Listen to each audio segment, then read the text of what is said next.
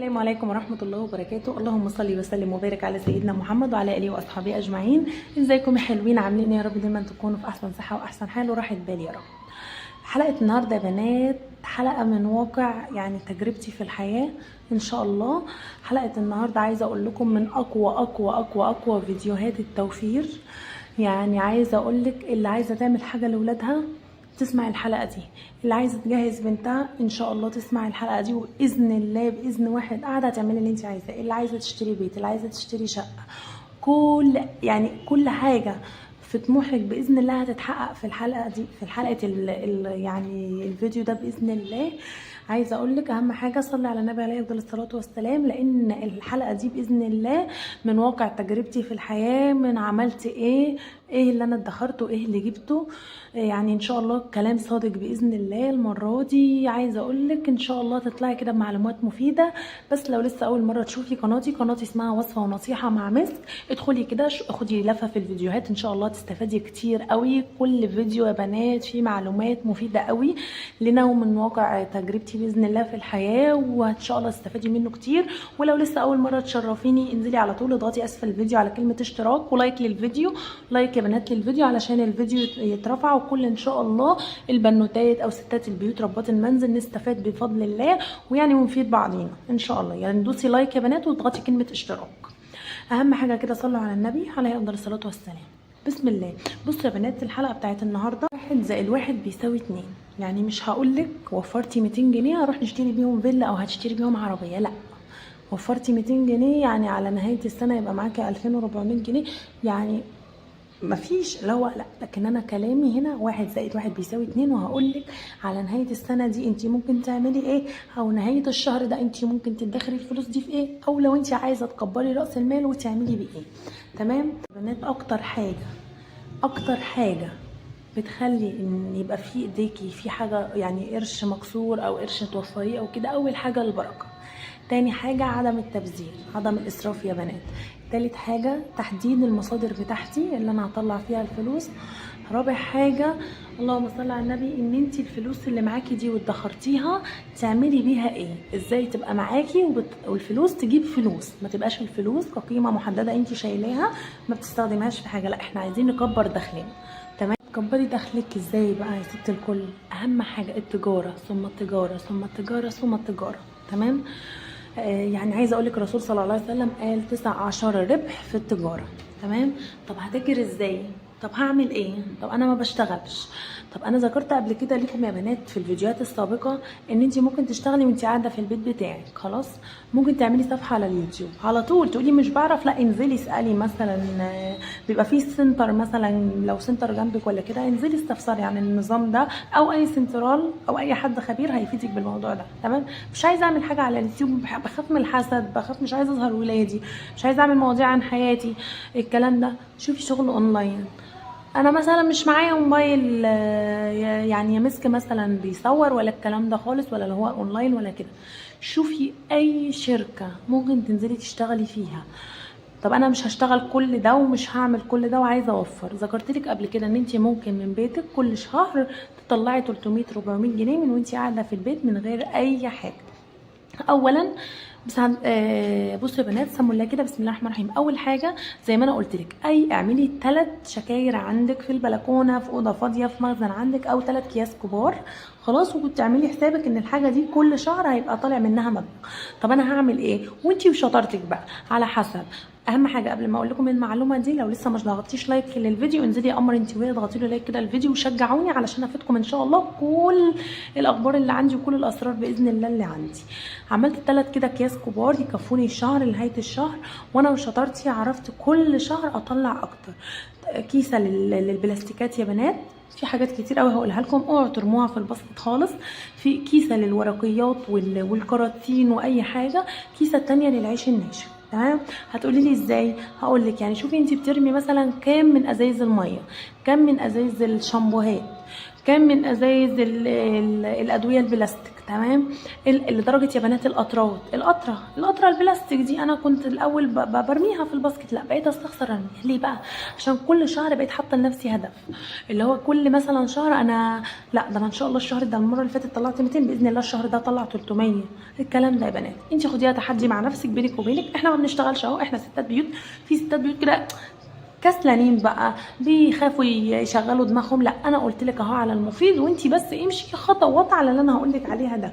والله والله يا بنات هتلاقوا الربح نازل عليكم، يعني مفيش بعد كده. خلاص بدل انتي مش قادره تشتغلي يا ست الكل. وهقول لك برده على الافكار التانية لو هتشتغلي وهتعملي ايه. خلاص زي ما انا قلت لك هدفنا في الفيديوهات دي باذن الله ان احنا نطور من نفسنا، ان احنا نبقى حاجه، ان احنا نبقى مستوى ذو قيمه عظيمه عظيمه، انتوا فاهميني؟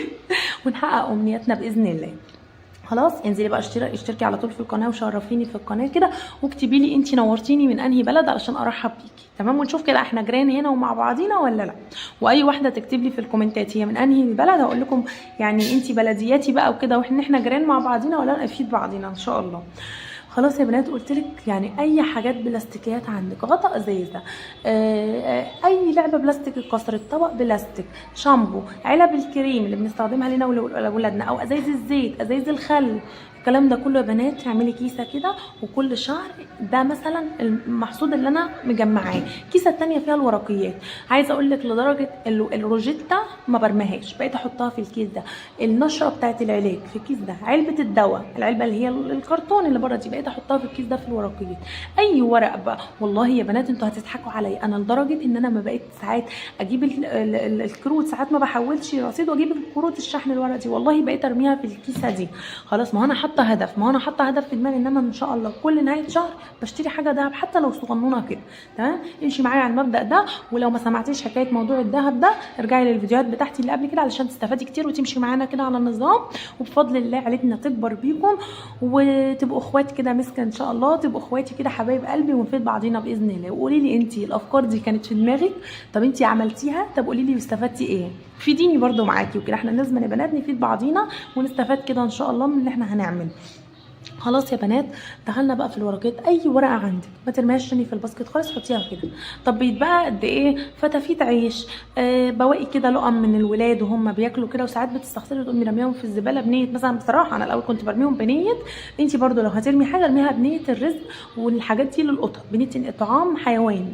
والله يا بنات الحاجات دي كلها بتزود لك رزقك، بتزود لك البركه، بنيه انت بتعملي خير. الكلام ده كله حتى لو ساعات انا يعني بحوش عيش ناشف الكلام ده، بس ساعات بعد كده بقوم راميه لقمه بنيه مثلا ايه اطعام طير، بشويه رز، بنيه اطعام مثلا قطه او حيوان او كده، ان هو يا رب يعني يبقى مثلا صدقه عننا، تمام. الصدقات كتير قوي يا بنات، ممكن تطلعيها فلوس، ممكن تطلعيها اكل، ممكن لو هقول لك لو هتحطيها في البلكونه كده شويه ميه وشويه اي حبوب غله او اي حاجه في البلكونه بنيه العصافير لما تيجي تشرب. شوفي يعني انت ممكن تعملي صدقات كتير قوي لا حصر لها، تمام. والحاجات دي بتزيدك في البركه والخير والولاد. ربنا يهدي لنا اولادنا جميعا يا رب العالمين وازواجنا، اللهم يعني اللهم امين. تمام يا بنات. وزي ما قلت لك وكيسه العيش الناشف. خلاص.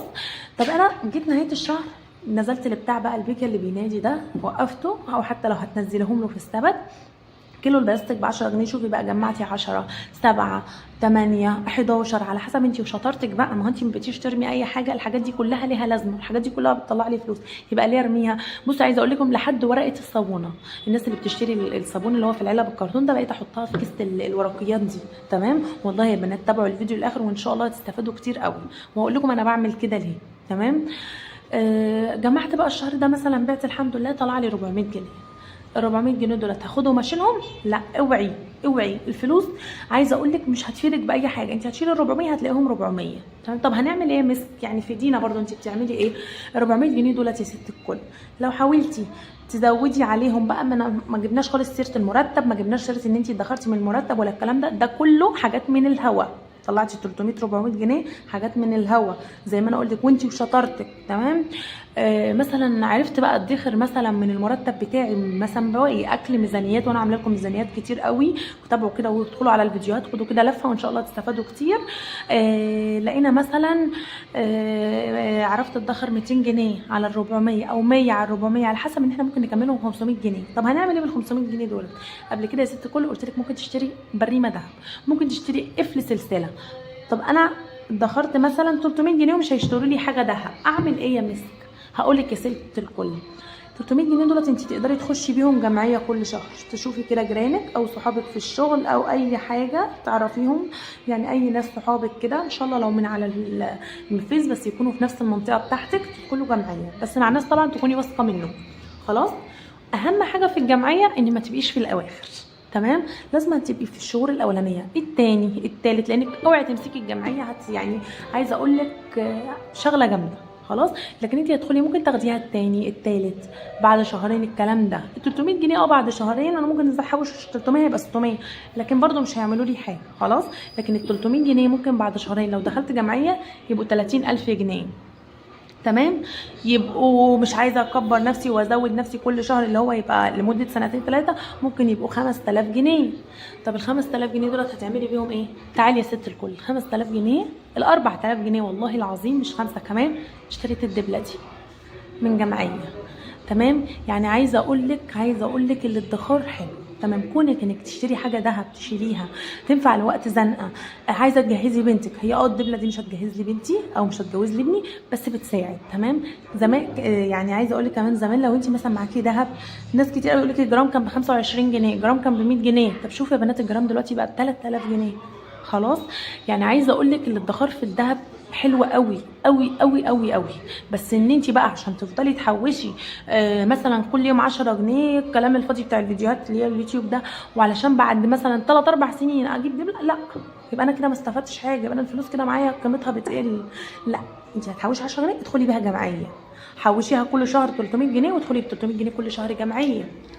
هو ده الادخار، هو ده الادخار. صليتوا بينا على النبي، فتحي لي مخك بقى وتعالي لي هنا يا ست الكل عشان اقول لك ادخرنا وعملنا ودخلت جمعيه الكلام ده. تمام، طب انا دلوقتي مش عايزه ادخل جمعيه، مش لاقي حد ادخل فيه جمعيه مع حد، يعني مش لاقي حد ادخل جمعيه. تمام، انزلي بس حطي لي لايك للفيديو وتعالي لي اطلعي لي هنا كده.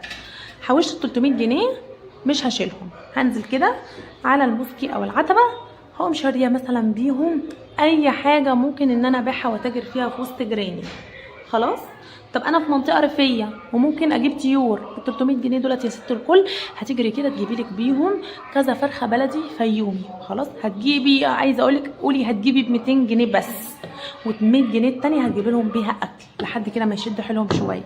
تمام، شويه شويه شويه بعد شهرين 3 هتلاقي الحاجه فرت معاكي كده، ممكن تبيعي نصهم لو مش قادره تجيبي اكل من بقى البيت بتاعك. مع ان انا عايزه اقول لك ان استحاله احنا كلنا ستات بيوت شاطرين، وان انا مثلا بعد ما كبرت الحاجه كده ان انا ابيعها شويه، لا انا ممكن ادخر بقى من فلوس المصروف بتاعي واجيب لهم اكل كل يومين 3 كيلو 2، وبالذات الفراخ البلدي ما بتسحبش اكل كتير. تمام، لحد كده ما يتموا معايا 5 6 شهور ويبداوا يبيضوا لي.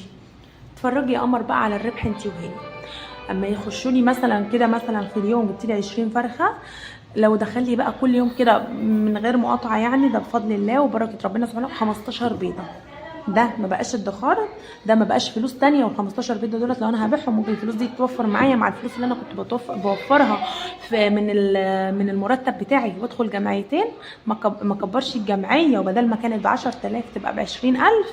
هو ده عايزين نشغل مخنا شويه، احنا ستات بيوت كلنا شاطرين بفضل الله، يبقى نشغل مخنا، يبقى نعمل حاجه للزمن، نعمل حاجه. عايزه اجدد ركنتي، عايزه ابيض شقتي، ما انا ما عنديش شقه مثلا وعايزه اشتري شقه، ما عنديش عندي شقه ونفسي اشتري بيت، عايزه اجهز بنتي من غير ما ادين نفسي ولا الجا لبنوك ولا كلام. اوعي تلجئي للقروض خالص. عايزه اقول لك اللي بيلجأ للقروض ده عايزه اقول لك فقر وقله بركه، نكد على طول، مفيش فلوس بتتوفر بعد كده. اوعي، انا عايزه اقول لك في ناس كتير قوي بيوتها اتخربت من القروض دي، يعني ربنا يبعد رب عننا كل اذى وكل خير كل شر، ويقربنا كده للخير دايما يا رب العالمين، اللهم امين. احنا يعني انا وانتوا لكم بالمثل بفضل الله وباذن الله. فزي ما انا بقول لك امشي على الخطوات دي زي ما بقول لك والله العظيم. زائد بقى يا بنات هنوفر. انا الحمد لله الحمد لله الحمد لله عمري مثلا انت مثلا مستكتره الفلوس معاكي او انا عايزه اجيب حاجه او ده، لا، هاتي التزاماتك وما يقرب هتيجي تقول لك انا بشتري التزاماتي وبالفلوس كمان ما بتكفيش، لا. حاولي بعد ما كتبتي كده لسه زي ما انا قلت لكم الورقه والقلم دي صحابي، يعني انت مثلا الورقه والقلم كده انا كتبت الالتزاماتي كلها، ابدا بقى اشوف ايه اللي انا مش ممكن، ايه اللي انا ممكن استغنى عنه، هو مش هطبعه، اشوف الحاجات دي. ايه اللي انا ممكن استغنى عنه الشهر ده والشهر الجاي اعوضه او مش هطبع عليه. شويه شويه شويه هتلاقي في فلوس بتوفر معاكي في بوكك. عايزه اقول لك الفلوس بقى اللي هتوفر معاكي ده وهتكسريها شيليها نسيها لحد ما هتعملي بيهم مشروع، يا اما تدخلي بيهم جمعيه يا اما تشتري بيهم حاجه دهب.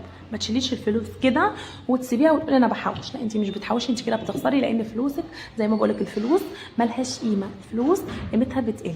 تمام، يا اما ندخرها في مشروع تجاره، يا اما في ذهب، يا اما هتخشي جمعيه علشان تقبضي مبلغ كبير تعملي بيه حاجه. تمام يا بنات، صليتوا على النبي عليه افضل الصلاه والسلام. لو لسه ما اشتركتيش في القناه انزلوا اشتركوا لحبيبه قلبكم مسكي حبايبي. خلاص. طب انا بقى مثلا عايزه اقول لكم على فكره يا بنات، صحيح انا الفيديو اللي قبل كده كنت منزله لكم ميزانيه جميله قوي كده وطريقه توفير حلوه، وكمان عملت لكم الفيديو اللي فات لو لسه ما اتفرجتيش عليه ادخلي على طول اتفرجي عليه، فيديو اللي هو ازاي من كيلو دقيق، ومنزله لكم ازاي من كيلو دقيق يعني 200 جنيه انا كنت منزله لكم 200 جنيه يكفينا شهر فطار، وقلت لكم كيلو دقيق هعمل لكم منه 4 طرق اكلات هيكفونا اسبوعين من كيلو دقيق. تمام، نزلت لكم بقى الطريقه في الفيديو اللي فات، 4 وصفات مخبوزات تحفه تحفه تحفه من كيلو دقيق، كل ربع كيلو طلع لي كميه كده تفطر 5 افراد، اسره كده مكونه من 5 افراد. تمام، يعني لو هدخل في يا بنات وشوفوا عملي، لان ان شاء الله باذن الله هبدا اطبق كل حاجه معاكم عملي. تمام، بحيث اللي مش مثلا بيستفاد من الكلام او الكتابه والكلام ده، لا ان شاء الله هطبق معاكم عملي كمان بفضل الله. عايزه اقول لكم ان انا لكم كده على فكره، احنا بنمسك كده وكراسه تكون عندك حلوه، سكتش بتاعك يكون كده حطيه دايما في شنطتك او حطيه في الدولاب بتاعك بحيث تكتبي فيه مهامك اليوميه الكلام ده. عايزاكم تكتبوا سنه 24 اول يا بنات، هي السنه خلاص يعني ما فاضلش فيها كتير، فاضل فيها 8 و9 و10 و11 و12، يعني فاضل فيها قولوا 5 شهور 4 شهور ونص. اكتبوها برضو السنة دي، واكتبي طموحاتك في خلال ال4 شهور ونص دول، واكتبي كده من فوق سنة التسخير. يعني ايه سنة التسخير؟ يعني عايزة اقولك ان شاء الله بفضل الله السنة ال4 شهور ونص دول هيبقوا مسخرين ان انا اعمل فيهم اللي انا يعني اللي انا كاتباه. واكتبي كده امنيات تقدري تحققيها في خلال ال4 شهور ونص دولت وطموحاتك، وافضلي كده كل يوم بصي عليهم واعملي صح على الحاجة اللي بدأتي تحققيها من توفير بقى. ليه؟ عايزه اقول لك في ستات بيوت كده تخسيس. تمام، وان شاء الله هنزل لكم كل حاجه في البيت بنعملها، من وصفات طبيعيه لتخسيس لكل حاجه في البيت من غير ما نكلف ونصرف يا حلوين. خلاص. بصي بقى، اللي مثلا عايزه تطلعي مصيف زي ما قلت لك لدايت من غير ما ندفع فلوس لدكاتره ولا الكلام ده، توفير بقى، امنيات، ممكن عايزه يبقى في حلمك انك تعملي لنفسك براند معين خلال شهرين 3. هقول لك برده من حاجات بسيطه قوي، اسم مثلا، اي شغلانه من البيت وممكن انت قادره تعمليها خلال شهرين 3. كل الافكار دي باذن الله هقولها لكم عملي. استنوا بس وتابعوني كده في قناه وصفه ونصيحه مع مسك ان شاء الله. ولو لسه ما اشتركتيش في القناه انزلي كده اكتبي اضغطي على زر الاشتراك ولايك للفيديو وفعلوا الجرس يا بنات على كلمه الكل عشان يوصلكم كل جديد. يا رب يكون الفيديو عجبكم واستمتعتم بيه واستفدتوا بيه ان شاء الله.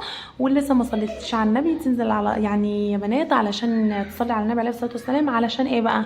علشان يبقى الفيديو ده بفضل الله كل يستفاد منه وتطلعي منه كسبانه حسنات كده بفضل الله. تمام، يا رب يكون الفيديو عجبكم والسلام عليكم ورحمه الله وبركاته.